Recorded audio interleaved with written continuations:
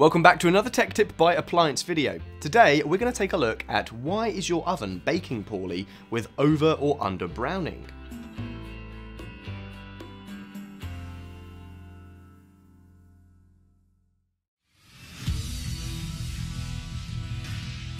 Be sure to visit ApplianceVideo.com, where you will find thousands of videos on the latest technology.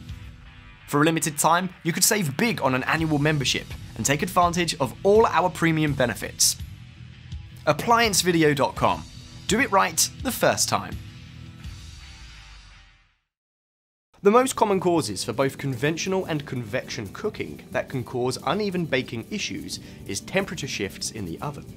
As your oven gets older, you may notice a variation in cooking times will occur. This is completely normal. You can verify your oven temperature with a hanging temperature probe that you can purchase at any grocery store or hardware store. Set your oven at 350 degrees and wait 20 minutes to see if you're anywhere between 320 and 380 degrees. You're perfectly fine with a 30-degree fluctuation. Another area to look at is the types of pans being used. Pan finishes are very important when cooking or browning. Dark pans absorb heat, which results in darker browning, while shiny pans reflect heat and results in lighter browning.